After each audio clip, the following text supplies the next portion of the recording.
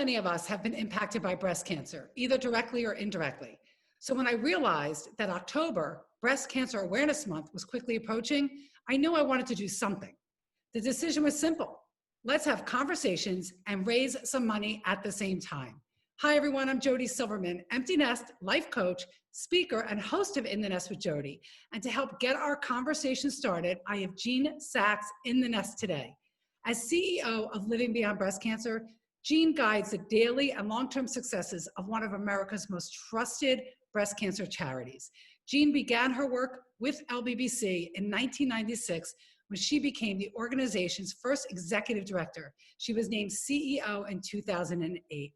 Welcome to the show, Jean, and thank you so much for coming on and helping us get not only our conversation started, but our fundraising efforts started, which we'll get to in a minute. Well, thank you for having me, Jodi, and it's great to see you. This is how we see people now. I know, right? I see you on video.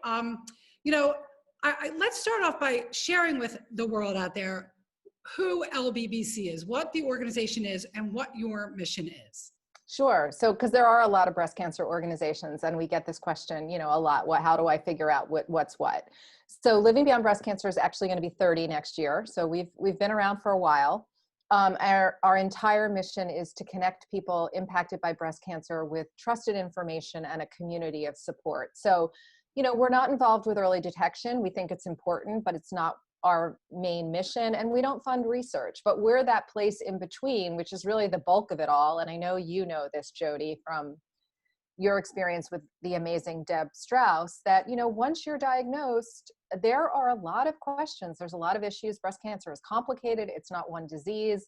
So we're a place you can come to get your medical questions answered, find community, but also we don't think of health as just like, what drug are you taking? It's, how are you talking to your kids? What about your sex life? What about weight, nutrition, exercise, CBD? I mean, we cover so many things. So we really want to help those impacted by breast cancer live well through treatment and hopefully beyond.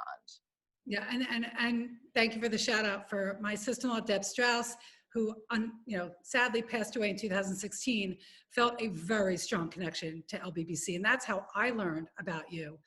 She not only felt a strong connection with the support you gave to her and the support you gave to all of us, but she gave her time and volunteer services back even while living with metastatic breast cancer, which leads us into that. So I'm still amazed. I never knew what metastatic meant until, unfortunately, Deb was diagnosed. Can you share what that means? Because I still think a lot of people aren't aware of it.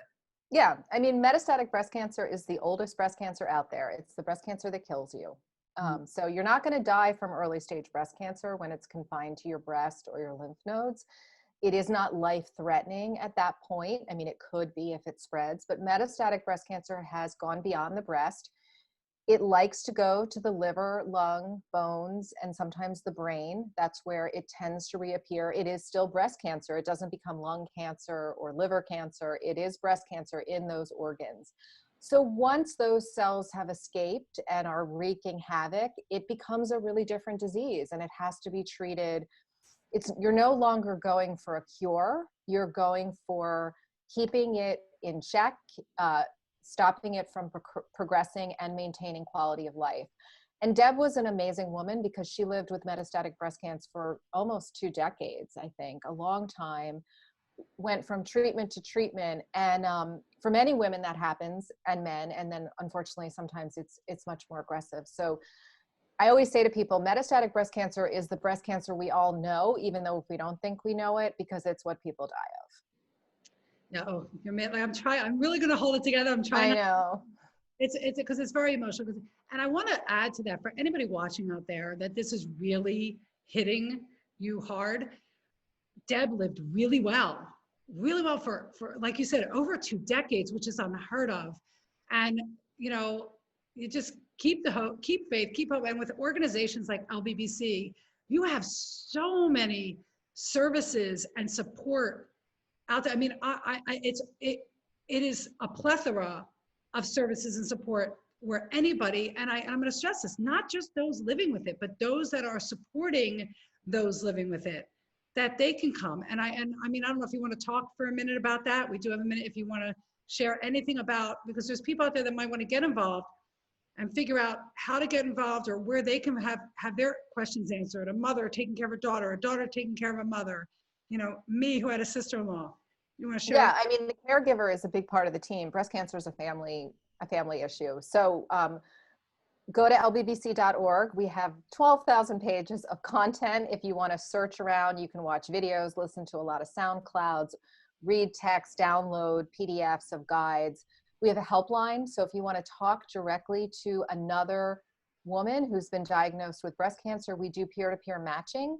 So we try to match people in a similar circumstance, whether it's age or diagnosis type, or if it's a caregiver who wants to say, how can I support my wife, my partner, my daughter, whatever it is. We do a lot of programming. This month we are packed because it's Breast Cancer Awareness Month. So at the end of the month, we'll have our virtual fall conference. Usually we do these things in person, but October 24th and 25th, it's called Wellness Weekend. So lots of fun things will be happening. And then actually starting tomorrow night, we're doing a program called Knowledge is Power, Understanding Black Breast Cancer. So really helping the Black community get a handle on implicit bias and health equity, and really help the community get better care, because what we have learned over the years is, Black women die of breast cancer at a 40% higher rate than their white counterparts. And that is unacceptable. And we need to figure out why. So lots of ways to connect. We get on our email list. You'll get our weekly email, probably the best way to know what's happening. We always appreciate donations. I know you'll talk more about that, but we also appreciate volunteers, likes on Facebook, follow us on Instagram, just connect. I will post after this, Jean, you'll send me any links that I can post, especially to this event tomorrow to talk about Black women. Yes. Let's get that up today. But yeah, so lbbc.org, I'll post everything in this. And Jean, thanks for helping get this conversation started today. Because like we said, October is Breast Cancer Awareness Month, and this is a great way to kick it off, informing people of another amazing organization located in Bala Cynwyd, Pennsylvania. But there are no boundaries because of the internet and online. Right. Reach out, check it out. And yes, and myself, the Moms Who Dare community, with the support of Jean and her team at LBBC, we're raising money and we need your help. Starting today through the end of the month, we are selling our long sleeve Dare On t-shirt, just saying. And look how super soft, you can see when I do this, how soft it is. A long sleeve Dare On t-shirt, it comes in 3 colors, ladies, and donating $10 for every shirt sold to LBBC. Our goal, well, I'll say my goal, and I need your help with this, is 100 shirts, $1,000 raised. I'll post a link in the comments below, along with all the links to contact LBBC and this program that they're having tomorrow. And why Dare On? Dare On serves as a daily reminder for you to be inspired, to take the next step forward, to continue through your next adventure, and to have the strength to persevere no matter what life throws your way. And again, look for a link in the comments below when we are finished with this recording. And to keep the conversation going all month, everybody, the next 4 episodes, an episode a week, every Wednesday, I will be joined by Dr. Lindsay Davis, OBGYN from Christiana Care Hospital and from Newark, Delaware. We will discuss breast health, menopause, and yes, your libido and my libido, our libido.